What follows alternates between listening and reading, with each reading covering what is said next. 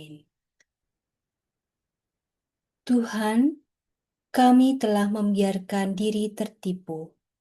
Dengan beribu cara, kami sering menjauhkan diri dari hati dan belas kasih-Mu. Namun kini dan di sini, kami sekali lagi ingin membaharui janji kami kepadamu. Kami membutuhkan-Mu. Datanglah dan selamatkan kami, ya Allah. Bawalah kami sekali lagi ke dalam pelukan-Mu yang menebus. Sadar akan hati kami yang tidak sempurna, rapuh, dan mudah terluka. Sudilah membersihkan kami dari segala bentuk kesombongan dan kecemasan, supaya hanya di dalam cinta dan takut akan Engkau, hati kami menemukan kedamaian. Amin. Dalam nama Bapa dan Putra dan Roh Kudus. Amin.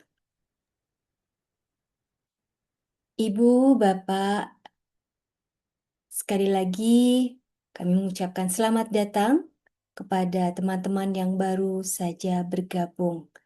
Di layar saya sudah ada 255 peserta yang hadir, lebih dari 2/3 dari total pendaftar, yaitu sebanyak 370.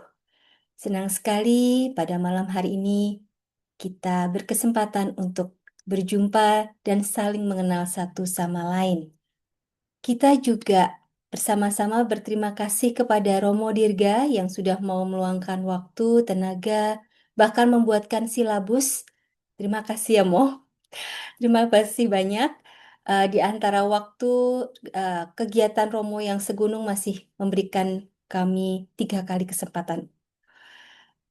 Dan teman-teman, saya yakin sudah mengenal, sebagian besar di sini sudah mengenal Romo Dirga, khususnya yang sudah ikut studi masa Advent dari tahun 2023 dan 2024, atau mungkin yang sudah kenal Romo Dirga melalui uh, kesempatan-kesempatan yang lain, tetapi mungkin ada satu dua yang masih bertanya siapakah Romo Dirga, maka izinkan saya untuk membacakan profil singkat Romo Dirga.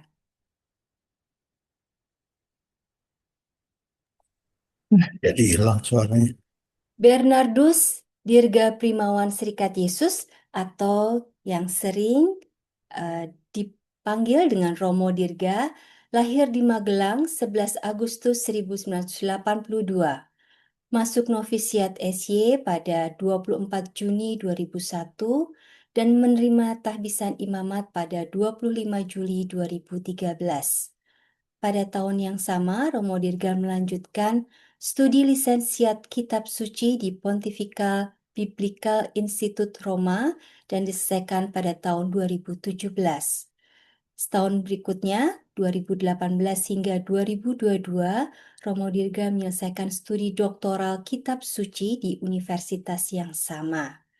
Salah satu hasil kerja keras Romo yang membanggakan, kami sebagai panitia juga bangga, tapi kami tidak ikut bekerja keras tentu saja, adalah disertasi Romo Dirga yang berjudul The Inexperienced Person and the Journey to Wisdom in the Book of Proverbs, di mana disertasi ini dipakai sebagai salah satu buku acuan untuk romo-romo yang belajar di Roma.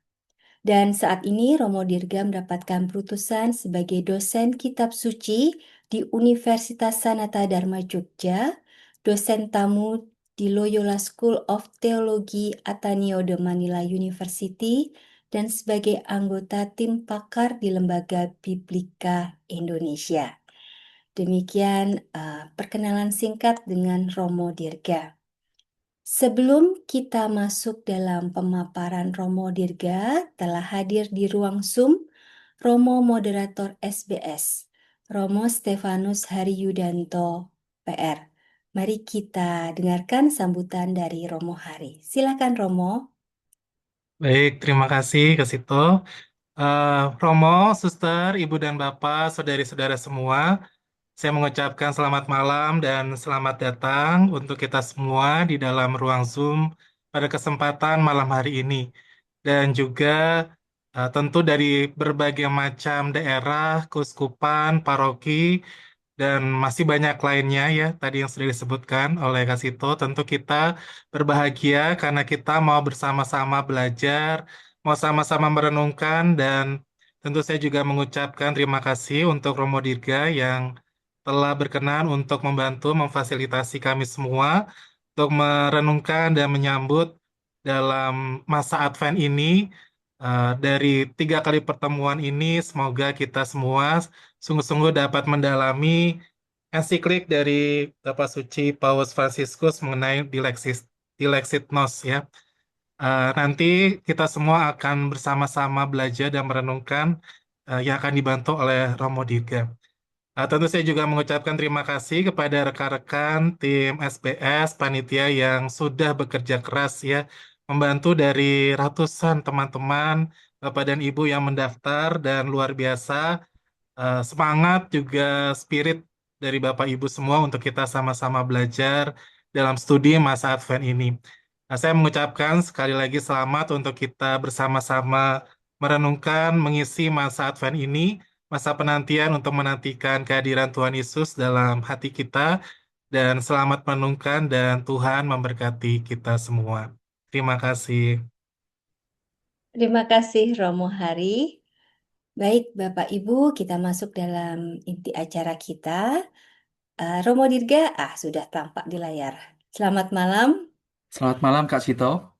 Tanpa berlama-lama, saya serahkan waktu dan ruang Zoom kepada Romo. Kita punya 60 menit untuk presentasi sampai pukul 20.16.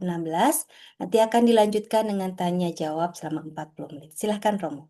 Baik, sebentar saya. Oke.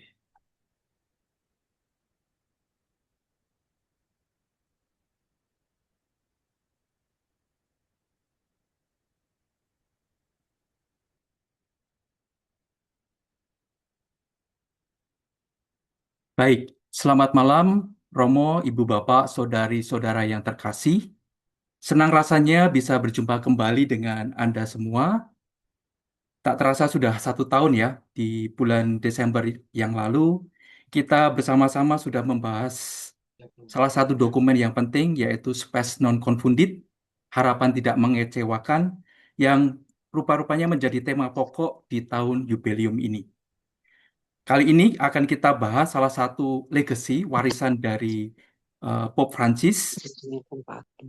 Beliau meninggal tanggal 21 April 2025, persis di hari Senin Paskah, dalam usianya yang ke-88.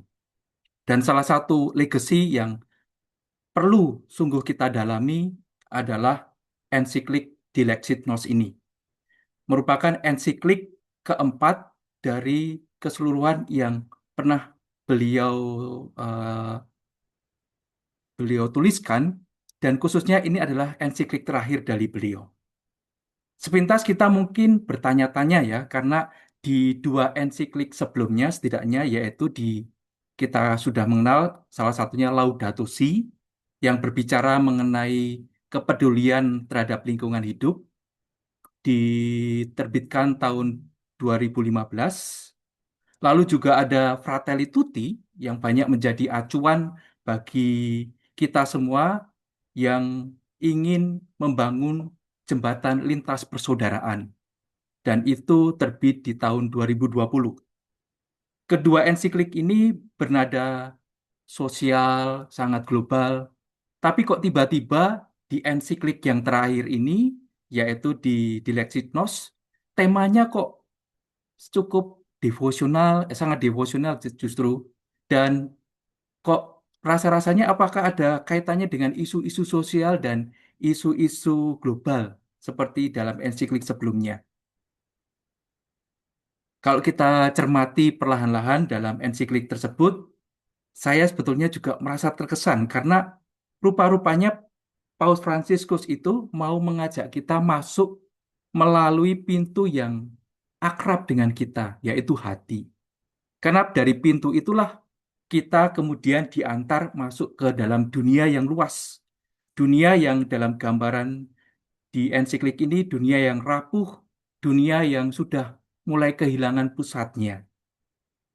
Maka ikon atau gambar hati Yesus yang Maha Kudus ini menjadi semacam daya bagi kita untuk ikut berpartisipasi dalam memulihkan, menyembuhkan dunia di zaman sekarang.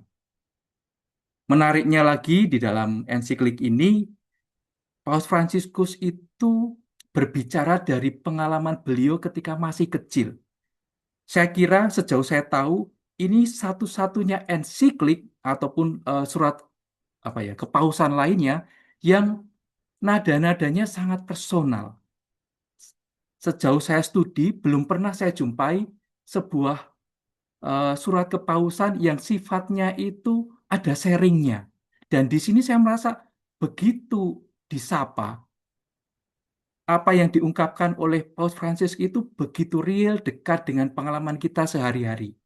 Apalagi kalau kita lihat di paragraf yang ke-7, Paus Fransiskus bercerita bagaimana ketika beliau masih kecil, itu suka datang ke rumah neneknya dan ikut masak, bikin roti. Nah, ini suatu yang bagi saya sangat spesial, karena dalam ensiklik inilah Paus begitu menyapa kita dengan ungkapan yang sangat personal, dengan pengalaman-pengalaman beliau yang sangat dekat.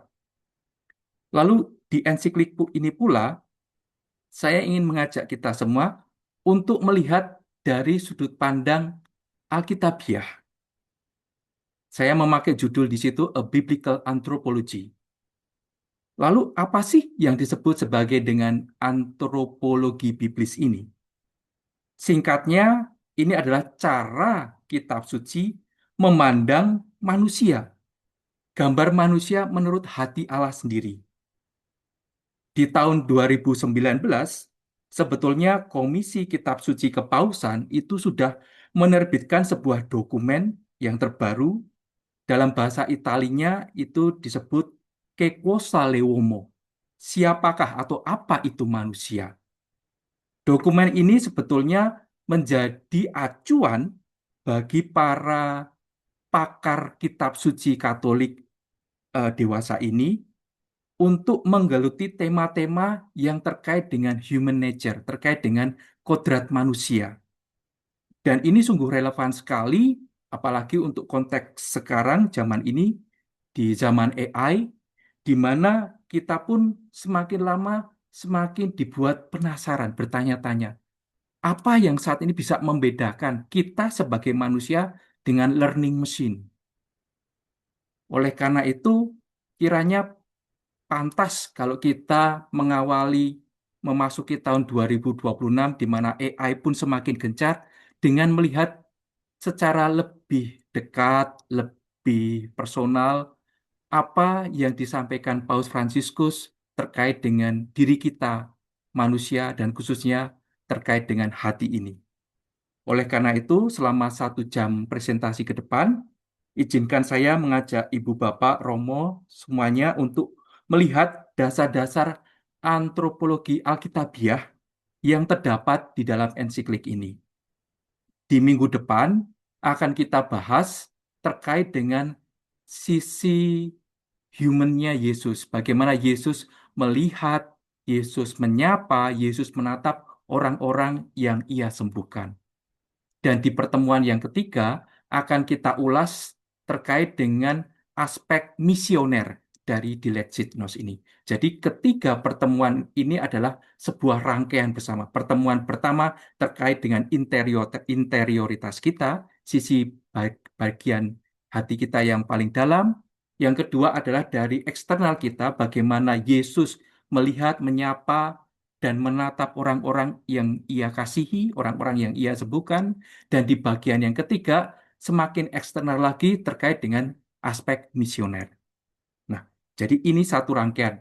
Oleh karena itu saya mengharapkan Ibu Bapak, saudari-saudara sekalian untuk tetap setia bersama kita untuk mendalami isi dari Dilexit Nos ini. Oke, bagian yang pertama tentunya adalah konteks historis dari Dilexit Nos ini. Terbit bertepatan dengan perayaan 350 tahun penampakan hati kudus Yesus kepada Santa Margarita Maria Alacoque di tahun 1673. Perayaan ini dibuka pada 27 Desember 2023 dan sudah berakhir pada tanggal 27 Juni 2025. Nah, kalau dirunut secara historis, sebetulnya dokumen kepausan tentang devosi hati kudus Yesus itu sudah ada di antaranya.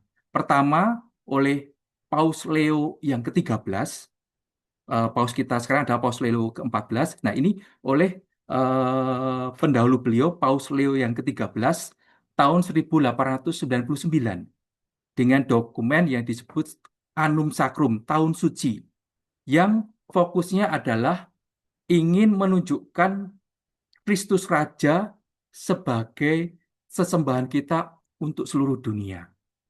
Lalu ada juga Hauresis Aquas oleh Pius ke-12 tahun 1956, dan di Dilexit Nos ini Paus Fransiskus mau menempatkannya dalam konteks kesinambungan terkait dengan persoalan-persoalan kita di zaman ini, khususnya soal tadi berhadapan dengan modernitas, dengan teknologi, dengan AI, lalu ada soal fragmentasi sosial yang terjadi. Oleh karena itu, setidaknya ada beberapa alasan yang penting. Bahwa yang pertama, karena menjadi momentum peringatan 350 tahun, ini juga menjadi saat yang tepat bagi kita untuk sungguh-sungguh melihat secara lebih dalam warisan devosional dalam konteks kita sekarang. Paus Fransiskus banyak memakai kata kelembutan hati, pertobatan batin, sekaligus penyembuhan, pemulihan relasi. Dan ini sungguh merupakan sebuah respon atas situasi dunia yang sekarang yang semakin narsistik, konsumtif, juga sangat individualistis, sehingga bagi Paus Fransiskus ajakan untuk melihat hati ini menjadi cara bagi kita untuk memulihkan dunia yang tengah kehilangan hati. Itu. Lalu sangat menarik karena di dalam dokumen ini langsung di paragraf paling awal Paus Fransiskus menunjukkan problemnya ada di mana. Dikatakan di dalam paragraf 2, tetapi hidup di dalam situasi zaman yang diwarnai oleh kedangkalan, mudahnya orang berpindah-pindah dari satu hal ke hal lain tanpa tahu mengapa, dan hanya menjadi konsumen serta hamba yang tak terpuaskan dari suatu mekanisme pasar yang tidak mempedulikan kedalaman makna hidup.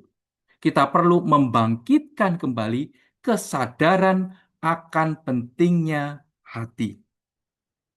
Ini menarik, karena Paus Fransiskus menunjuk pada akar permasalahan di dunia sekarang adalah superficiality, kedangkalan hidup.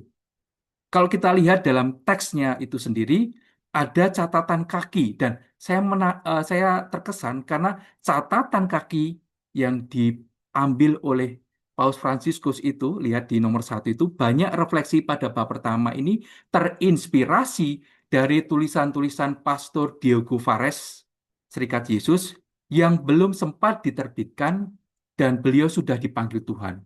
Semoga Tuhan memberikan istirahat kekal. Jadi, tulisan yang ada di dalam Dilexit Nos ini itu terinspirasi dari tulisan-tulisannya kawan beliau yang bernama Pater Diogo Fares, meninggal tahun 2022. Beliau adalah seorang imam Yesuit Argentina, penulis di harian La Civiltà Cattolica di Roma. Beliau juga menulis buku yang sangat penting. Salah satunya adalah The Heart of Pope Francis, How a New Culture of Encounter is Changing the Church and the World. Jadi peran beliau itu di balik layar sangat penting untuk memahami apa yang dimaksud dengan hati ini. Konsep hati macam apa yang kemudian dipakai oleh Paus Fransiskus di dalam Dilexit Nos ini.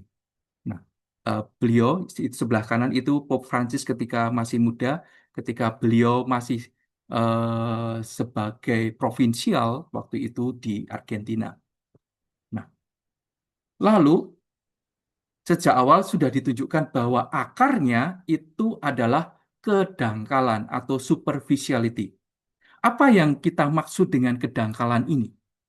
Dalam ensiklik tersebut, Paus Fransiskus menyebut kedangkalan sebagai kondisi khas zaman modern, di mana kita itu kehilangan yang namanya kedalaman batin. Kedangkalan itu berarti hidup di permukaan, tanpa interioritas.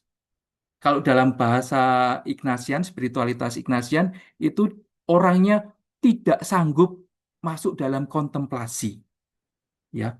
Sehingga orangnya itu tidak punya keheningan batin. Ciri-cirinya tampak di dalam keseharian.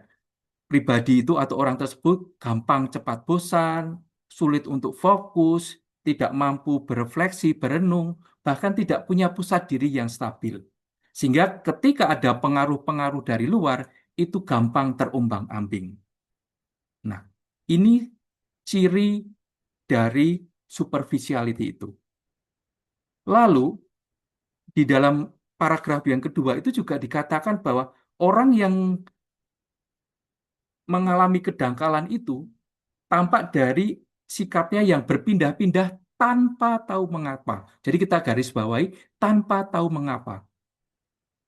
Di situ kelihatan bahwa orang tersebut itu gelisah, tidak jenak sebentar sini, sebentar sana, tidak punya akar yang kuat, tidak punya pendirian yang cukup kokoh, berpindah dari interest satu ke interest yang lain, dari relasi satu ke relasi yang lain, gampang mudah beralih pekerjaan tanpa adanya proses discernment atau semacam pertimbangan yang matang.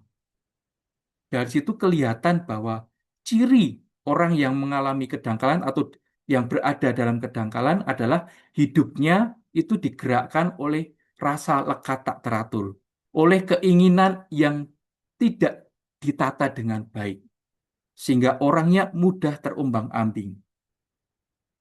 Nah, dari situ kita juga melihat bahwa kedangkalan ini muncul ketika umumnya karena ikut tren.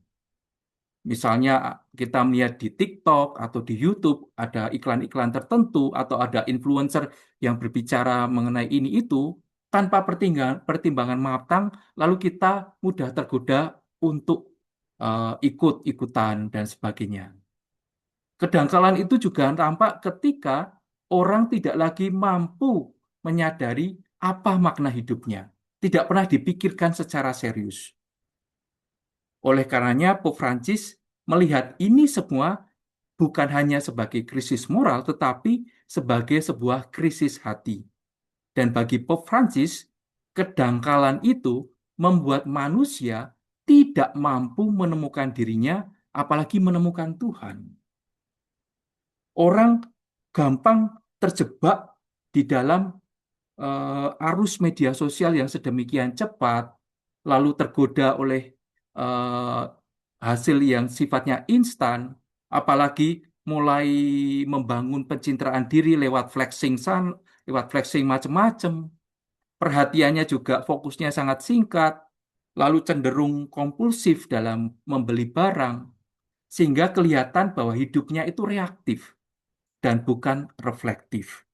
Nah, ini ciri khas zaman modern yang langsung ditunjukkan di dalam Dilexit Nos itu. Dengan kata lain, kedangkalan adalah hilangnya kedalaman batin tadi, hilangnya identitas batin, tidak punya orientasi hidup. Sehingga orang sulit untuk menemukan dirinya, apalagi menemukan Tuhan. Nah, itu semua membuat manusia tadi semakin terjebak. Apalagi dalam paragraf 2 disebut adanya mekanisme pasar. Apa yang dimaksud oleh Pope Francis terkait dengan mekanisme pasar ini? Paus Fransiskus itu tidak sedang mengkritik sistem ekonomi secara umum, tetapi yang dia lihat adalah adanya market mentality-nya itu loh, yang membuat yang mempengaruhi cara manusia untuk melihat hidup. Dalam mekanisme pasar itu yang bisa kita lihat adalah adanya logika demikian. Sesuatu itu dianggap berharga jika menghasilkan manfaat, jika menambah keuntungan untuk dirinya, atau yang bisa mendatangkan kepuasan secara cepat. Karena ini yang menjadi logikanya, oleh karena itu turunannya kemudian direduksi. Misalnya hubungan kita dengan yang lain itu pun diukur. Nah, apa keuntungan yang saya dapat ketika saya membangun relasi dengan orang A atau orang B? Apa manfaatnya bagi saya? Maka ukuran relasi kita secara personal pun hanya dilihat dari market logic itu. Sehingga dampaknya kelihatan. Relasi kita dengan yang lain sifatnya transaksional, lalu relasi dengan pihak lain pun juga lihat sebagai komoditas. Bahkan cinta itu sendiri direduksi menjadi hanya urusan emosi semata. Nah, inilah yang direfleksikan secara mendalam oleh Paus Fransiskus. Dan ini bahaya di zaman modern ini. Nah, lalu dari situ, mari kita lihat bagaimana rumusan yang dilihat oleh Pope Francis terkait mekanisme pasar ini. Kita lihat bahwa mekanisme pasar yang disebut di paragraf 2 itu cenderung memproduksi semacam dambaan-dambaan kita, membuat keinginan-keinginan itu yang mendorong kita untuk sifatnya konsumtif.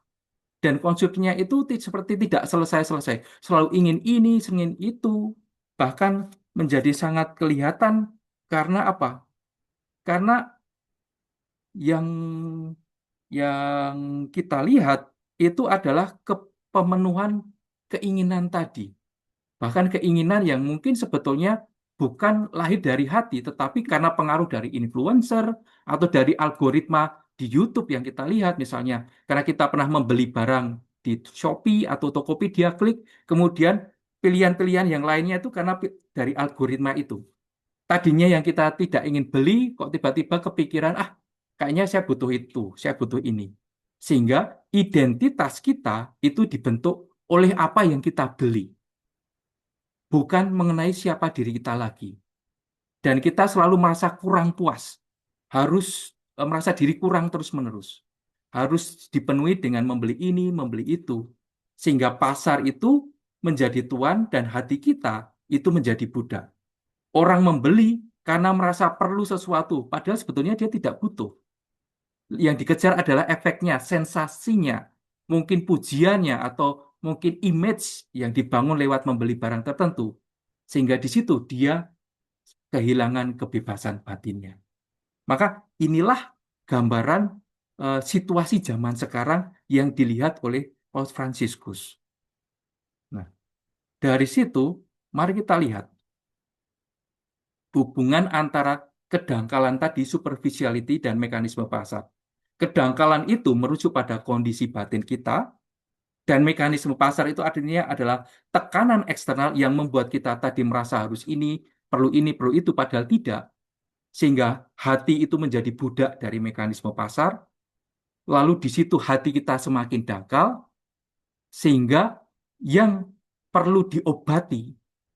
Nah, ini menarik sekali. Paus Fransiskus kemudian setelah melihat diagnosanya, jadi beliau itu sangat bahasanya itu sangat mudah untuk kita bayangkan. Diagnosanya, penyakit kita itu adalah kedangkalan dengan diagnosa macam-macam, maka yang disembuhkan itu adalah hati. Beliau oleh karena itu mengajak kita kembali ke hati, ke pusat diri yang pada intinya itu tidak bisa dimanipulasi oleh pasar. Ini. Jadi apa yang perlu disembuhkan pertama-tama adalah hati kita. Nah, ini menarik. Karena kemudian Paus itu melihatnya demikian. Ketika interioritas kita, sisi batin kita yang terdalam itu terguncang, manusia kehilangan pusat diri sejatinya.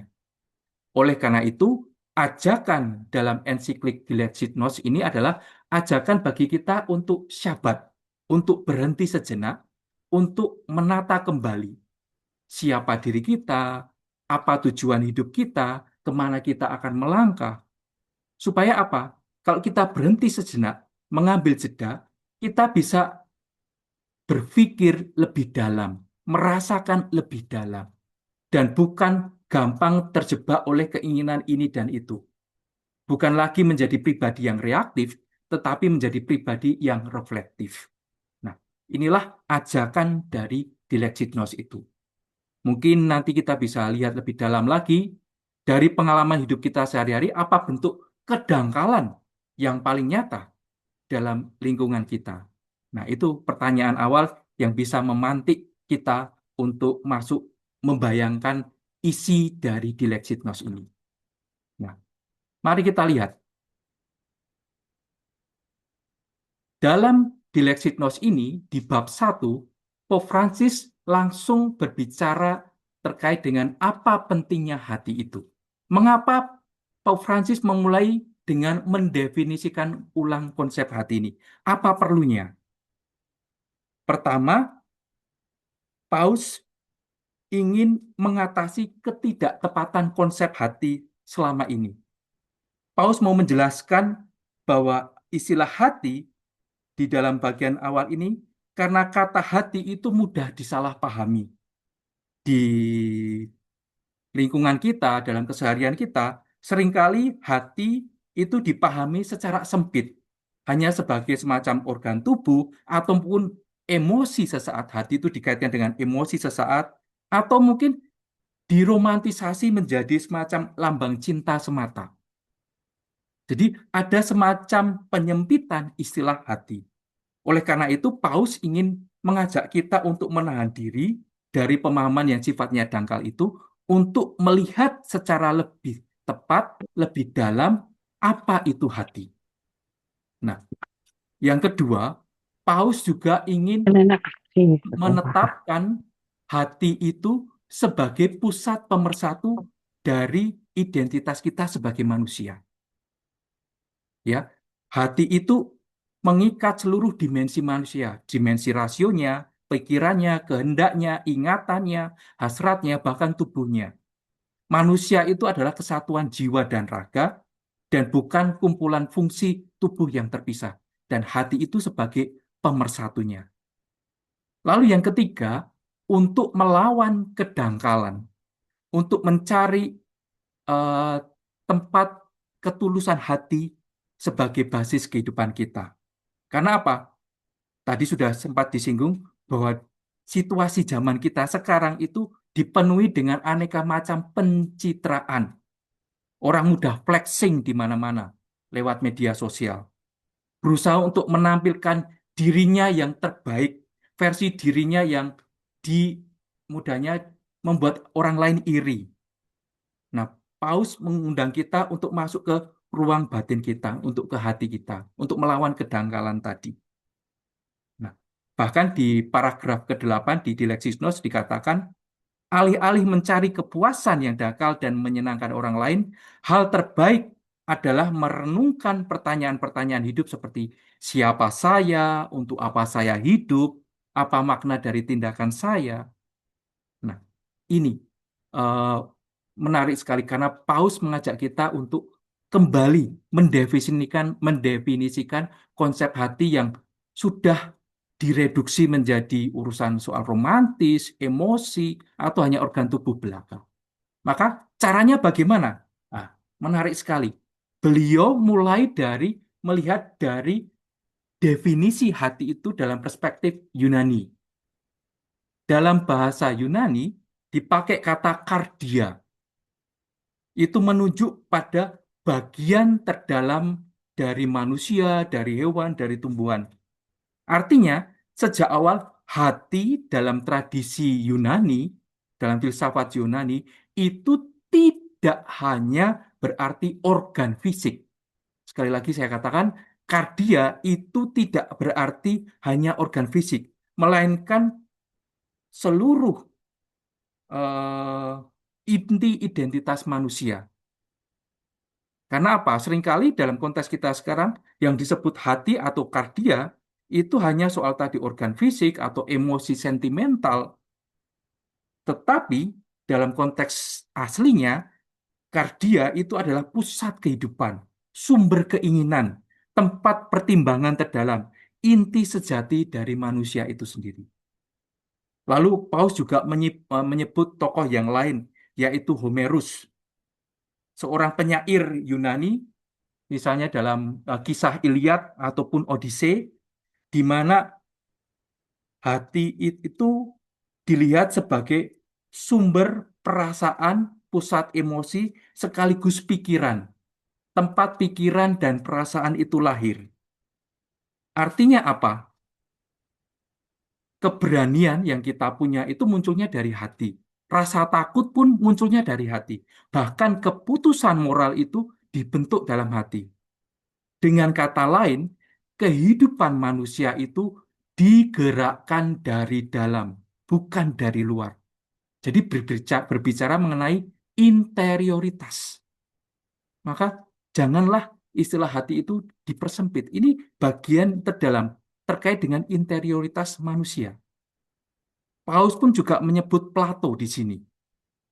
Dalam filsafatnya Plato, itu ada struktur antropologis eh, dalam diri manusia. Ada yang disebut sebagai logos, itu terkait dengan akal. Ada yang disebut sebagai timos, hati atau semangat. Ada yang juga disebut sebagai epitimia, insting ataupun nafsu. Nah, hati itu berfungsi untuk menyatukan seluruh dorongan hasrat dan dorongan pikiran. Menyatukan antara yang rasional dengan yang instingtif. Jadi, hati itu bukan lawannya akal, tetapi menjadi penyeimbang, perantara. Akal itu memberi arah, insting itu memberi energi, maka hati itu menyatukan keduanya. Sehingga hidup manusia itu tidak pecah antara dorongan naluriah maupun pertimbangan rasional. Artinya apa? Hati itu ruang integratif, menyatukan semuanya, baik hasrat maupun dorongan pikiran, baik yang insting maupun yang rasional. Nah, itu disatukan di mana? Di dalam hati. Nah, itu. Lalu menarik eh, untuk kita renungkan lebih dalam lagi, kok bisa-bisanya Paus Fransiskus mengutip tokoh Homerus dan Plato ini? Kira-kira ada kepentingan apa? Nah, kalau kita cermati, ketika saya membaca ini, saya merasa bahwa boleh jadi inilah yang diharapkan oleh Pope Francis dalam Dilexitas ini. Kenapa tiba-tiba memulai dari Yunani, mengutip Homerus dan Plato ini? Pertama, kalau saya lihat, itu untuk menunjukkan bahwa refleksi kita tentang hati itu punya dasar antropologis yang kuat. Bahwa sejak awal di zaman kuno, di zaman Yunani, hati itu sudah dipahami bukan sebagai perasaan emosi semata yang sifatnya melankolis atau hanya simbol romantis, tetapi hati itu adalah inti kehidupan manusia yang menyatukan seluruh dimensi manusia itu. Jadi bukan terpisah, terisolasi, tetapi yang menyatukan seluruh diri manusia. Dan yang kedua, itu untuk menolak pandangan selama ini modern yang cenderung mereduksi hati sebagai semacam emosi sesaat. Karena hati yang dilihat sebagai perasaan sentimental itu cenderung membuat kita kurang bisa masuk lebih dalam. Nah, ini yang ingin istilahnya dilawan oleh Paus Francis. Jangan sampai hati itu direduksi kepada urusan emosi sesaat saja. Oleh karena itu, Pope Francis mau masuk dari pemikirannya Homerus dan Plato ini. Lalu yang ketiga, juga untuk menekankan bahwa gereja itu berdiri atau berjalan dalam arus refleksi yang panjang terkait dengan keberadaan kita sebagai manusia. Maka kenapa merujuk tidak pertama-tama langsung dari kitab sucinya, tetapi dari filsafat Yunaninya, karena gereja itu memang berdiri bersama pemikiran reflektif manusia yang berbicara mengenai siapakah manusia itu. Jadi ini saya kira sesuatu yang sangat menarik yang boleh jadi memperluas cakrawala kita terkait dengan konsep hati ini. Setelah berbicara mengenai konsep hati dalam konteks filsafat Yunani, lalu Paus Fransiskus masuk di dalam permenungan yang lebih em, dekat dengan kita, yaitu dalam konteks kitab sucinya. Nah, mari kita lihat. Yang pertama, itu referensi pertama yang dipakai oleh Pope Francis itu merujuk pada surat Ibrani bab 4 ayat 12. Di situ dikatakan demikian. Sebab firman Allah hidup dan kuat dan lebih tajam daripada pedang bermata dua manapun. Ia menusuk amat dalam sampai memisahkan jiwa dan roh, sendi-sendi dan sumsum. Ia sanggup membedakan pertimbangan dan pikiran hati kita. Ini menarik. Paus Fransiskus memulai dengan membahas mengenai firman Allah, sabda Allah itu sendiri. Mau menunjukkan bahwa sabda Allah itu aktif, hidup, dinamis, bahkan memakai kosakata yang kelihatan mampu menembus lapis terdalam manusia. Yang punya maksud bahwa firman Allah itu bisa mengetahui, bahkan menembus sisi-sisi yang seringkali kita sembunyikan. Oleh karena itu, di dalam teks ini kelihatan sekali bahwa metafora yang dipakai itu tadi ada soal membedah, ada semacam memotong jiwa, sendi, sumsum, akhirnya hati, pusat, batin terdalam. Itu mau menunjukkan bahwa sabda Allah itu adalah energi, daya yang bisa mengungkap kepalsuan batin, bisa membongkar motif-motif tersembunyi yang kita tutup rapat-rapat, yang tidak dilihat oleh orang lain. Tetapi sabda Allah itu bisa mengetahui apa isi batin kita paling dalam. Ini menarik karena ini menunjukkan bahwa kita tidak bisa berbohong di hadapan Tuhan. Kita sembunyi apapun motif-motif kita di hadapan Allah itu terbongkar semuanya.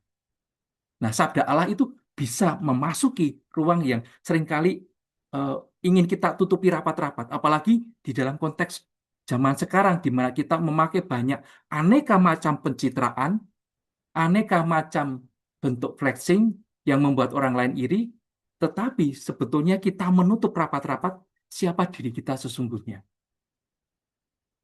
Sabda Allah itu bisa menembus benteng-benteng tersebut, bisa melihat apa yang ada dalam relung batin kita terdalam itu.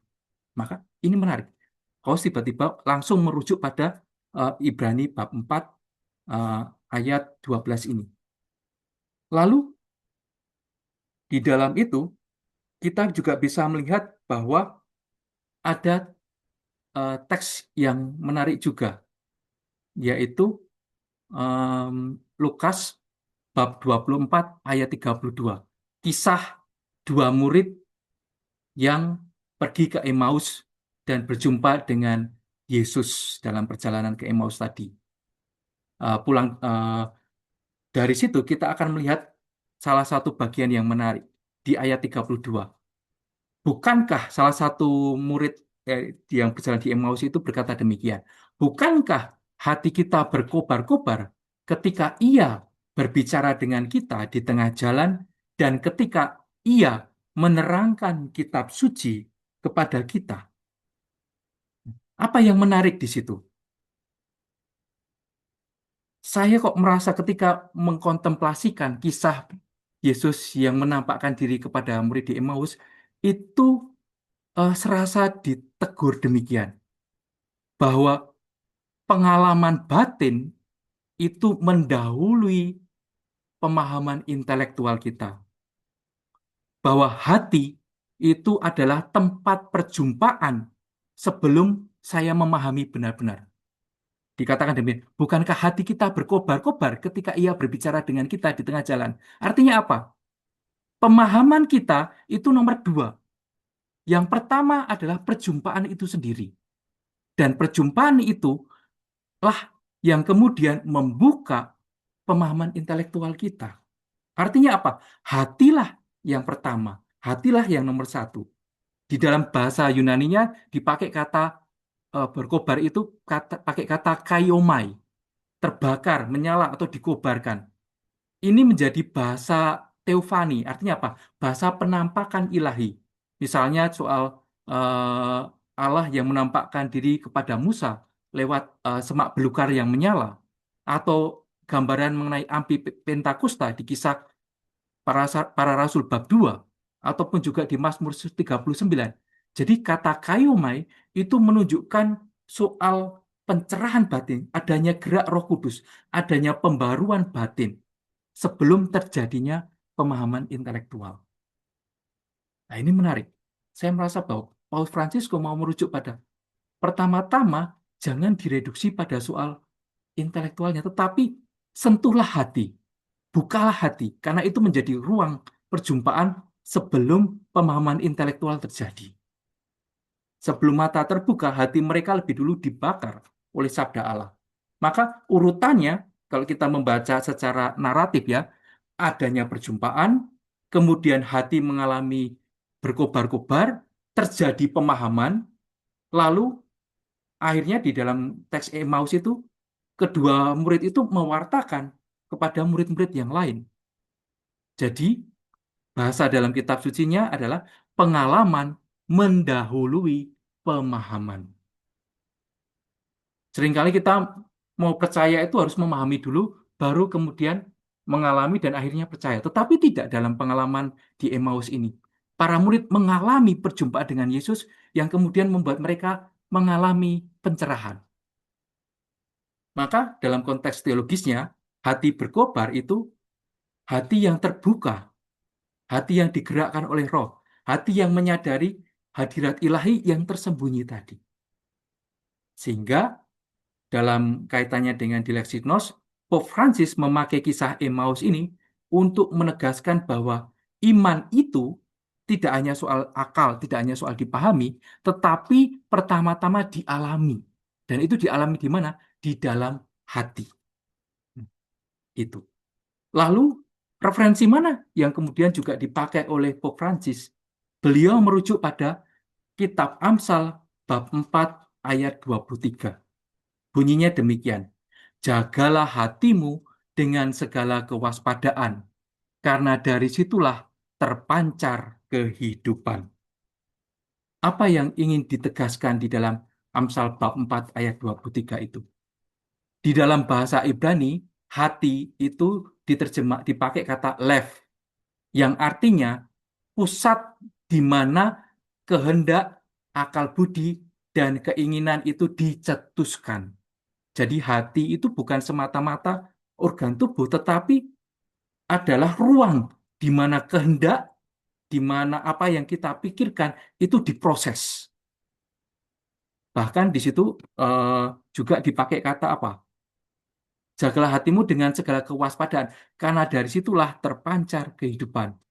Di situ juga dipakai kata Ibrani yang lain, yaitu misar, benteng, perlindungan, ada semacam penjagaan ketat.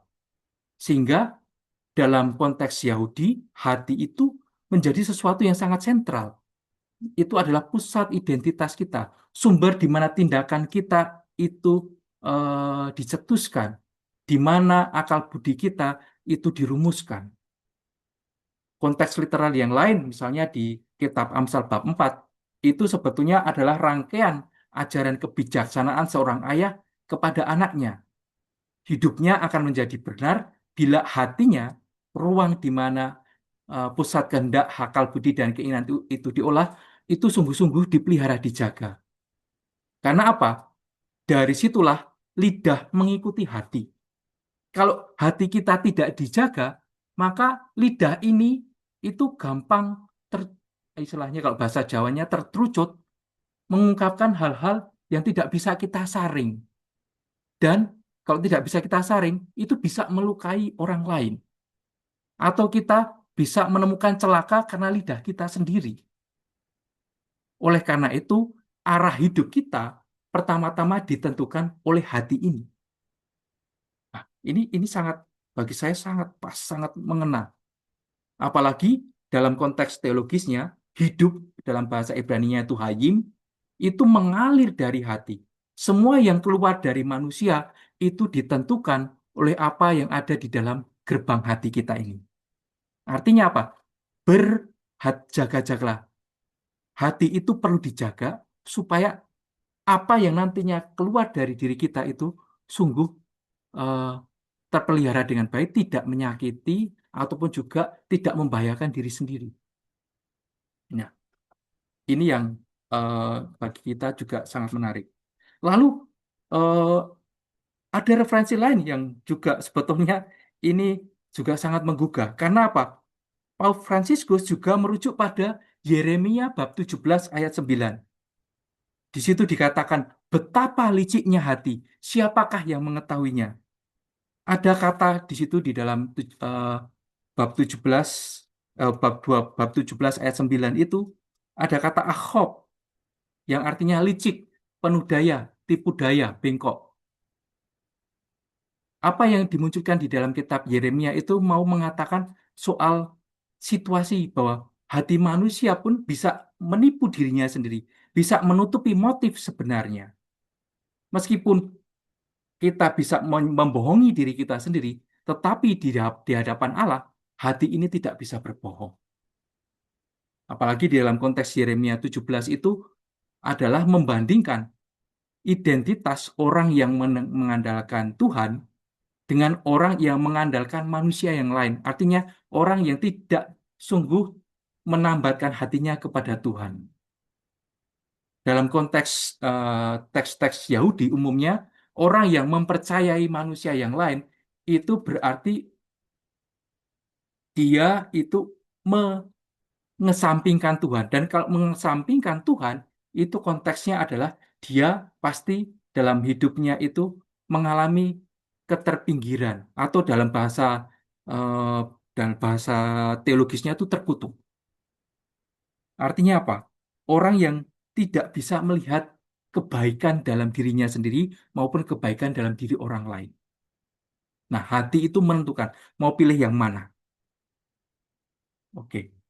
Lalu dari situ kita melihat bahwa dalam seluruh konteks Alkitabiahnya, hati sebagai pusat identitas, lalu juga keputusan moral, itu menjadi tempat di mana diri kita itu dibentuk. Nah, ini semuanya sudah bisa dilihat secara eh, di teksnya. Untuk mempersingkat waktu saja, saya ingin masuk di bagian yang bagi kita sangat eh, relevan, sangat dekat dengan kita. Hati di era kecerdasan buatan, di era AI, itu seperti apa? Karena ini yang disebut di dalam eh, di Lexiknos di paragraf, ada di dua paragraf, di paragraf ke-14 dan paragraf 20. Karena bagi saya itu sangat sangat mengenal dalam tumben dalam sebuah ensiklik disebut soal situasi yang kita hadapi sekarang. Bahkan kata algoritma itu pun juga disebut dalam ensiklik ini. Sebanyak 3 kali kata algoritma itu disebut. Nah, apa yang menarik di dalam ensiklik ini? Paus menunjukkan di paragraf 14 misalnya bahwa kecerdasan buatan itu dikaitkan dengan algoritma yang bisa memprediksi pikiran dan keinginan. Tetapi dalam pandangan Paus Fransiskus, AI ini tidak dapat menyentuh hati. Nah, AI ini dalam arti tentu bagaimana? Bisa algoritma itu bisa menebak polanya, tetapi tidak bisa sungguh-sungguh memahami hati manusia. Algoritma itu bisa memprediksi pola, bisa belajar dari data. Apa yang sering kita cari, kita klik, atau kita beli di Shopee atau di Tokopedia, itu lalu algoritma bisa membuat prediksi. Misalnya iklan yang cocok untuk kita seperti apa? Mungkin iklan semir rambut karena rambut saya ini udah banyak ubannya kiri kanan itu. Wah, kalau klik shampoo yang bisa menghitamkan rambut apa, nanti algoritmanya isinya iklan shampoo semua. Nah, itu. Atau hal-hal lain yang kemudian menentukan apa ya dorongan keinginan kita. Nah, di situ juga tampak bagaimana algoritma itu dalam bahasa Paus Fransiskus di sini tidak memiliki kesadaran. tidak bisa berdosa, tidak bertobat, tidak mengalami kerinduan rohani, apa yang sepertinya tampak empati kalau kita klik di ChatGPT atau chatbot yang lain seperti sangat ramah, sopan, itu hanya simulasi berdasarkan contoh data, bukan empati yang lahir dari pengalaman hati itu. Itu bisa kita lihat di Lexiknos paragraf 14. Sehingga di situ juga disebut bagaimana em, Paus Fransiskus bercerita mengenai pengalaman beliau ketika masih kecil, bisa membaui eh, kue atau roti yang dimasak oleh neneknya, bahkan garpu yang dia pakai untuk mencuil roti tersebut. Nah, semua itu adalah warna batin yang sifatnya em, tidak bisa ditangkap secara emosional, secara humanis lewat algoritma tersebut. Nah, oleh karena itu, Paus pun bertanya, kalau demikian, apa yang sungguh bisa kita upayakan? Menarik bahwa di situ Paus Fransiskus menunjukkan pentingnya orang punya sensibilitas terhadap sastra. Bahkan di dalam dokumen yang lain itu ada satu yang disebut Antica et Nova, sebuah eh, panduan mengenai kebijaksanaan hidup dalam konteks AI sekarang. Kalau nggak salah terbit Januari 2025 yang lalu. Nah, di situ juga ditunjukkan kenapa sekarang juga penting bagi para calon-calon imam, bagi para frater, para seminaris, untuk mendalami atau bahkan untuk mengolah sisi sensibilitasnya dalam seni sastra. Karena apa? Sastra itu terkait dengan kepekaan batin, mengolah dimensi interioritas kita. Jangan sampai orang kehilangan kepekaannya karena segala sesuatunya sudah misalnya kan masukkan di dalam AI atau apapun sehingga orang tidak terbiasa berdialog dengan batinnya. Nah, pentingnya sastra atau mungkin puisi salah satunya adalah menyentuh dimensi tadi, sensibilitas batinnya itu. Lalu di sini juga Paus bercerita mengenai soal tadi sudah tadi masa kecilnya, lalu keutuhan pribadi. Nah, ini di dalam keutuhan pribadi yang dimaksud adalah bahwa manusia itu merupakan kesatuan antara jiwa dan raga. Tadi hati adalah pusat yang mempersatukan akal, dorongan keinginan, maupun juga tubuhnya. Sehingga manusia itu adalah pribadi yang sifatnya integral. Hati juga dilihat sebagai tempat di mana ketulusan dan identitas diri itu dibentuk. Hati itu memungkinkan adanya keutuhan pribadi. Ketika hati kita sehat, kita bisa bertindak secara integratif. Tapi ketika hati kita retak, kita itu mengalami disosiasi. Misalnya sikap konsumeris kita yang tanpa henti. Nah, itu kan hati kita yang retak, hati kita yang kehilangan orientasi sehingga di, diatur oleh mekanisme pasar tadi.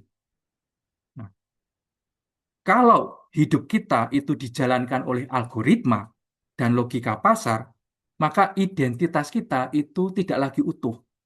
Identitas kita jadi terpecah.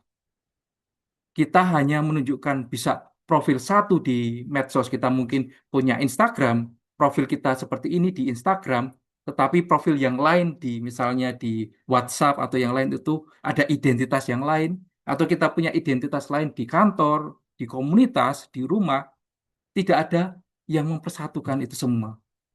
Maka hati itu memanggil kita untuk masuk dalam integritas diri itu. Nah, ini yang menjadi sumbangan penting dalam Dilexit-Nos itu. Sehingga hati itu menjadi rumah Allah sendiri. Hati itu menjadi tempat kita untuk berjumpa dengan Allah. Untuk merenungkan jati diri, mencari Tuhan, untuk menemukan kepenuhan diri di dalam cinta. Nah, Lalu dari situ, Paus Fransiskus menunjukkan poin yang lebih mendalam juga terkait dengan latihan rohani Santo Ignatius. Karena dipakai kata affectus itu, gerakan hati yang menata hidup.